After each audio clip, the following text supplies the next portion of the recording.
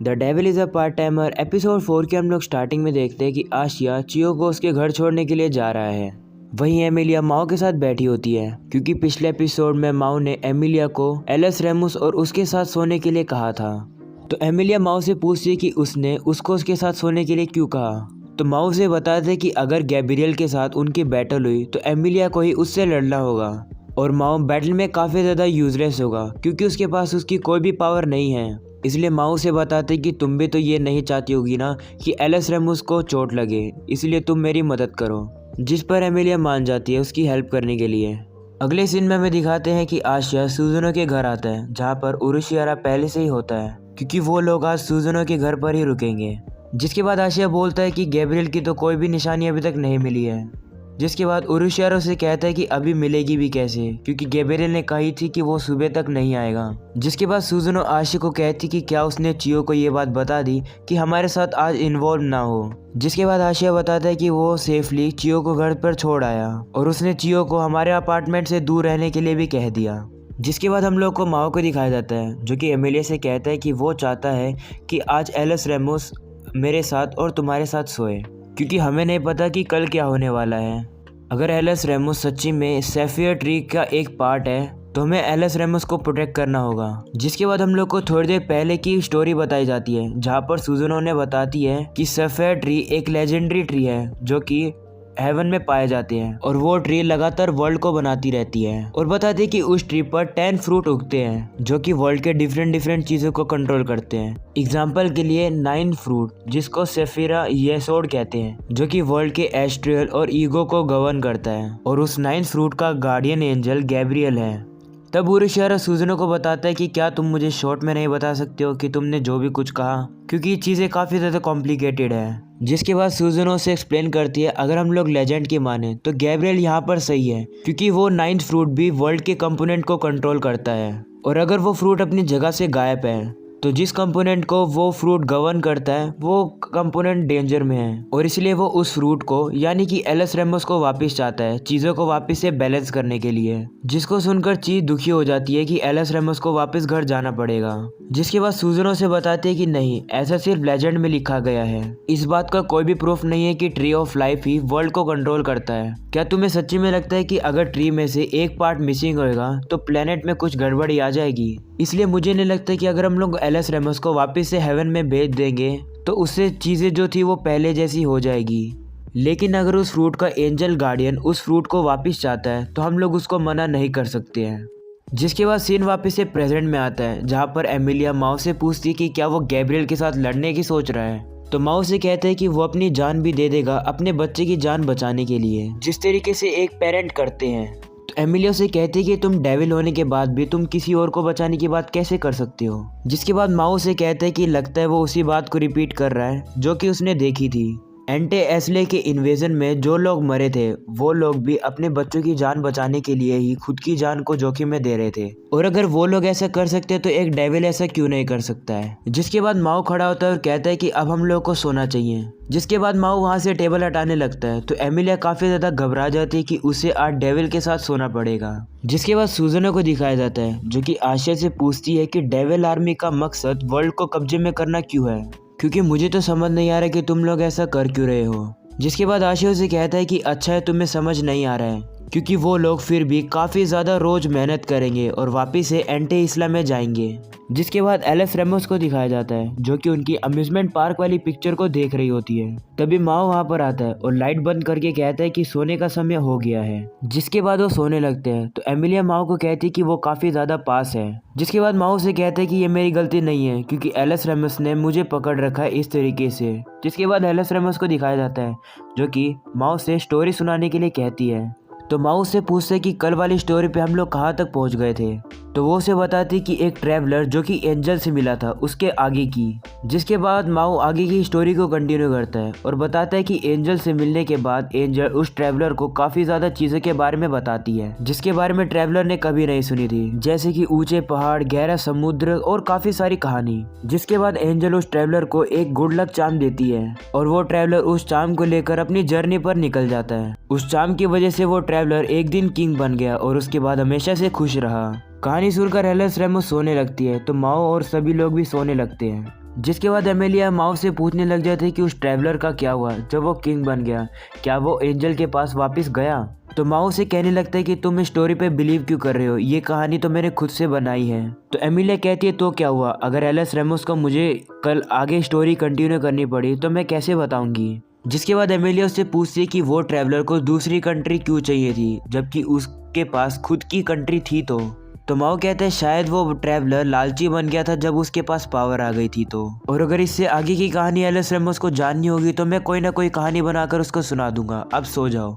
अगली सुबह का हमें सीन दिखाया जाता है जहाँ पर गैब्रियल एमिलिया को गुड मॉर्निंग करता है। जिसके बाद एमिलिया चौंक जाती है और अपनी स्वॉर्ड निकालकर गैब्रियल के गले पर रखती है। हम लोग को यहाँ से बाहर चलकर बात करनी होगी, तुम मेरी स्वॉर्ड के पीछे हो है ना।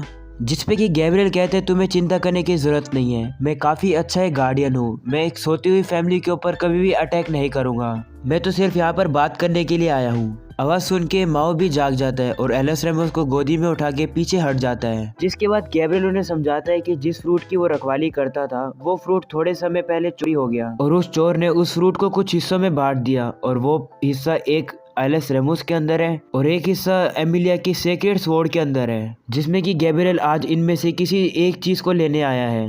जिसके बाद गैब्रियल माओ को सोचने के लिए कहता है। तब माओ नीचे बैठ के गैब्रियल से कहता है कि एलिस रेमोस को मत ले जाओ। तो गैब्रियल उसे कहता है कि ऐसे कैसे चलेगा। तो माओ से कहते हैं कि तुम एलिस रेमोस की जगह मेरा हेड ले जाओ, मैं एलिस रेमोस के लिए अपनी जान देने के लिए तैयार हूँ। आवाज सुनकर आशी और सुजनो भी वहाँ पर आ जाते हैं, लेकिन वो अंदर नहीं घुस पा रहे होते क्योंकि गेट पर बैरियर लगा होता है। वहीं गैब्रियल माओ से पूछते कि तुम इस बच्ची को बचाने के लिए इतना सब कुछ क्यों कर रहे हो। जिसके बाद माओ से बताते कि एलिस रेमोस उसके लिए एक होप का सिंबल है जिसने कि माओ को मरने से बचाया, लेकिन मैं इन सभी बातों के बारे में भूल गया था और डिमंस का रूलर बन गया था। तो गैब्रियल उसे बताते कि ये लड़की तो हेवन में बिलोंग करती है तो ये तुम्हारे साथ नहीं रह सकती। माओ कहते ये बात मुझे ही पता है और इसलिए मैं नहीं चाहता कि तुम एलिस रेमोस को मुझसे दूर लेकर जाओ। जिसके बाद गैब्रियल उसे कहते अगर तुम प्यार से मेरी बात नहीं मानोगे तो मुझे फोर्स का यूज करना होगा तुम्हें रोकने के लिए। जिसके बाद वो अपने मैजिक की मदद से माओ का गला दबाने लगता है। ये देखकर एलिस रेमोस गैब्रियल के सामने आती है और कहती है माओ के पापा को हर्ट मत करो, मैं तुम्हें काफी हेट करती हूँ। मेलकुथ ने मुझे बताया कि तुम सभी लोग झूठे हो, तुम हम लोगों को अलग कर देते हो और तुम हम लोगों को बंद कर देते हो एक जगह पर। जिसके बाद एलिस रेमोस के अंदर की पावर निकलने लगती है और वो कहती है कि तुमने मेरे पापा और मम्मी को नुकसान पहुंचाया है, मैं तुम्हें कभी माफ नहीं करूंगी। जिसके बाद वो गैब्रियल के ऊपर अटैक करके उसको अपने साथ हवा में ले जाती है। तभी एमिलिया भी अपनी हीरो पावर का यूज करके वहां से एलिस रेमोस का पीछा करती है। जिसके बाद रूम पे लगा हुआ बैरियर हट जाता है। जिसके बाद सुजनो अंदर आती है और माओ से पूछती है कि एमिलिया और रेमोस किधर है। जिसके बाद माओ ने बताता है कि गैब्रियल ने उनके ऊपर हमला किया। जिसके बाद एमिलिया को दिखाया जाता है जो कि गैब्रियल को एलिस रेमोस से दूर हटने के लिए कहता है, लेकिन गैब्रियल कहता है कि मैं हटना चाहता तो हट जाता, लेकिन एलिस रेमोस मुझ पे अटैक कर रही है। जिसके बाद गैब्रियल एलिस रेमोस के अटैक से बचकर अपनी स्वॉर्ड निकालता है। तभी एमिलिया उसको कहने लगती है कि क्या तुम बच्चे के ऊपर हमला करोगे। तब एलिस रेमोस एमिलिया को गैब्रियल की स्वॉर्ड के बारे में बताती है कि वो स्वॉर्ड काफी ज्यादा स्ट्रॉन्ग है।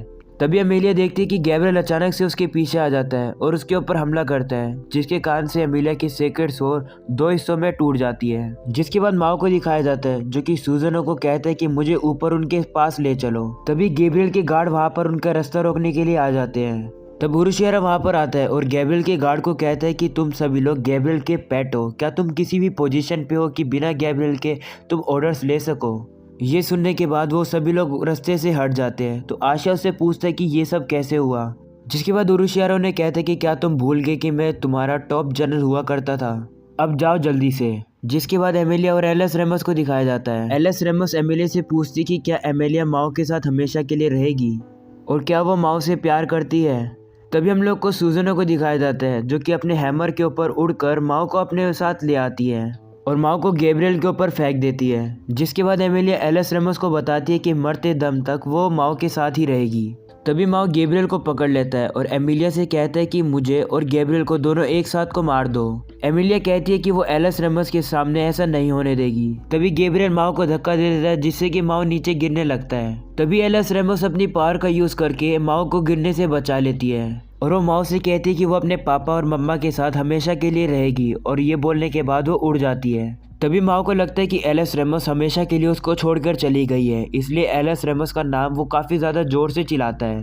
तभी एमिलिया को दिखाया जाता है जो कि ट्रांसफॉर्म होकर अपना आर्मर पहन लेती है, जिसके बाद वो गैब्रियल के ऊपर अटैक करके उसकी स्वॉर्ड को तोड़ देती है। उसके बाद वो उसे पीछे हटने के लिए कहती है, जिसके बाद गैब्रियल कहता है कि वो अभी हार नहीं मानेगा, अभी के लिए तो वो उसे ये रखने देगा लेकिन वो दोबारा वापिस आएगा। एमिलिया उसे कहती है कि सेक्रेड स्वॉर्ड तो 100 सालों से अकेले ही पड़ी थी, तो तुम्हें अभी ही इसको करेक्ट क्यों करना है। जिसके बाद उसे कहते हैं कि मैं काफ़ी सरप्राइज हूँ कि तुम मुझसे ये बात पूछ रही हो। मैं सजेस्ट करूंगा कि तुम भी अपना टाइम थोड़ा इस बात पे लगा लो कि तुम्हारा असली मकसद क्या है और तुम्हारी ड्यूटी किससे लड़ना है। जिसके बाद वो एमिलिया को कुछ बोलता है लेकिन वो बात म्यूट हो जाती है। लेकिन उस बात को सुनकर एमिलिया काफ़ी शॉक हो जाती है और गेट खुलता है और गैब्रियल वहाँ से चला जाता है। एमिलिया की सारी एनर्जी ड्रेन हो जाती है। एमिलिया उनके पास नीचे आती है तो माउ से पूछता है कि एलिस रेमस का क्या हुआ, लेकिन वो माओ का रिप्लाई नहीं करती है और अपना दुखी मुंह बना लेती है। जिसके बाद माओ कहता है कि ऐसा नहीं हो सकता है। सीन शिफ्ट होता है जहाँ पर एमिलिया ची के साथ एक रेस्टोरेंट में बैठी होती है, जहाँ पर ची को पता लगता है कि एलिस रेमोस चली गई है। जिसके बाद एलिस रेमोस को दिखाया जाता है जो कि ची के पास अचानक से ही आ जाती है। एमिलिया कहने लगती है कि ये सब उसकी गलती है, अगर वो स्ट्रांग होती तो वो ऐसा नहीं होने देती। उसको बताती है कि उसने ऐसा कभी नहीं सोचा था कि ऐसा होगा। जिसके बाद वो ची को एक्सप्लेन करती है कि जिस टाइम पर एमिलिया गैब्रियल से लड़ रही थी तो एलिस रेमोस उसकी स्वॉर्ड के साथ मर्ज हो गई। जिसके बाद वो जब चाहे एलिस रेमोस को बुला सकती है। तो ची एमिलिया को कहने लगती है कि तुमने अभी तक ये बात माओ को क्यों नहीं बताई। जिसके बाद एमिलिया बताती है कि वो ये चाहती थी माओ को ये फील कराना कि कैसे लगता है कि अगर कोई अपने को खोता है तो। जिसके बाद वो कहती है सबसे बड़ी प्रॉब्लम ये है कि अब एलिस रेमोस मेरी स्वॉर्ड बन चुकी है और जब मुझे माओ को मारना होगा तो इसका मतलब है कि मैं एलिस रेमोस को अपने पापा को ही मारने के लिए फोर्स करूंगी। जिसके बाद वो काफ़ी परेशान हो जाती है और कहने लगती है कि मैं ऐसा नहीं कर सकती हूँ। बट ची उसको कहती है कि एक चीज़ है जो तुम कर सकती हो। जिसके बाद माओ को दिखाया जाता है जो कि काफ़ी दुखी होकर अपनी और एलिस रेमोस की फ़ोटो को देख रहा होता है। जिसके बाद एमिलिया वहाँ पर आके एलिस रेमोस को अपनी स्वॉर्ड से बाहर निकाल देती है तो एलिस रेमोस माओ को गले लगा लेती है। जिसके बाद एमिलिया माओ को बताती है कि गैब्रियल एलिस रेमोस को अपने साथ लेकर ही नहीं गया था, मैं तो तुम्हें और दुख पहुंचाना चाहती थी लेकिन एलिस रेमोस तुमसे मिलना चाहती थी, इसलिए मुझे एलिस रेमोस को तुम्हारे पास लाना ही पड़ा। जिसको सुनने के बाद माओ रोने लग जाता है। जिसपे कि एलिस रेमोस माओ से पूछती कि क्या आपको कोई हर्ट हो रहा है जिसके कारण से आप रो रहे हो। जिसपे कि ची बोलती है कि नहीं, तुम्हारे पापा बस खुश हो गए तुम्हें देखने के बाद। जिसके बाद माओ शर्मा जाता है और कहता है कि मैं रो नहीं रहा था और वो एलिस रेमोस को अपने साथ ऊपर ले जाता है। जिसके बाद वो कहते हैं कि डिनर का टाइम हो गया, मुझे एलिस रेमोस को खाना खिलाना होगा।